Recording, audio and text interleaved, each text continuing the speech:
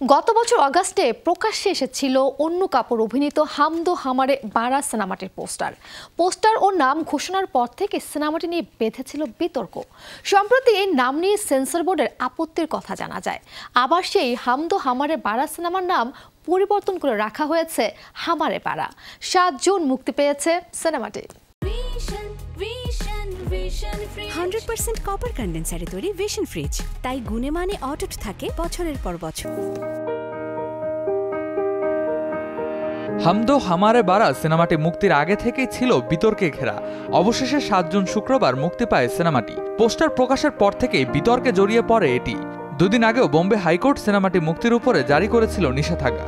অবশেষে মুক্তির দিন সকালে সেই নিষেধাজ্ঞা প্রত্যাহার করে নিল আদালত। নির্মাতার আদালতের শর্ত মেনে সিনেমার 2টি ডায়লগ পরিবর্তন করতে রাজি হয়েছেন। হাম দো হামারে বারা সিনেমাটির পোস্টারে বাকি কলাকুশলীদের সঙ্গে দেখা গিয়েছিল অন্য কাপুরকে। দেখে মনে হচ্ছিল অন্য একটি মুসলিম পরিবারের প্রধানের ভূমিকায় অভিনয় করেছেন।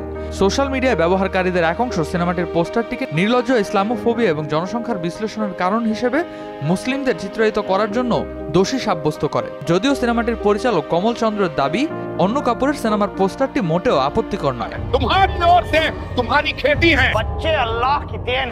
পরবর্তীতে পরিচালক কমল চন্দ্র সিনেমাটির নাম পরিবর্তন করে রাখেন হামারে বারা। গল্পের কারণেও সিনেমাটি নিয়ে সর্বত্রই চলছিল আলোচনা। সিনেমাটিতে অন্য কাপুরকে মুখ্য ভূমিকায় দেখা গিয়েছিল। কান চলচ্চিত্র উৎসবেও প্রদর্শিত হয়েছিল এই সিনেমাটি। তবে নির্মাতাদের দাবি এরপর তাদের প্রাণনাশেরও নাকি হুমকি দেওয়া হয়েছিল। এদিকে কর্ণাটক সরকার হাম দো হামারে বারে সিনেমাটি 2 সপ্তাহের জন্য বা এর পরবর্তী নির্দেশ না দেওয়া পর্যন্ত রাজ্যে মুক্তি বা সম্প্রচার নিষিদ্ধ করেছিল।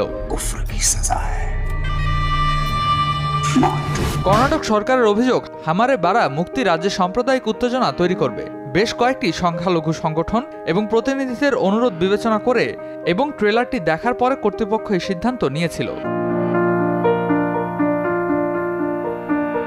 বেশ কিছু বিষয়বস্তুর জন্য পরিচালক কমল চন্দ্রের প্রথম সিনেমা হামারে বারা অনেকটা প্রশংসা কুড়িয়েছে। তবে সিনেমাটিকে ঘিরে ছিল নানান বিতর্ক। মুসলিম জনসংখ্যা বাড়ার কারণ দেখে নির্মিত সিনেমাটি সকল বিতর্কের অবসান ঘটিয়ে অবশেষে মুক্তির অনুমতি পেয়েছে সিনেমাটি। Redwan Ahmed, showbiz tonight.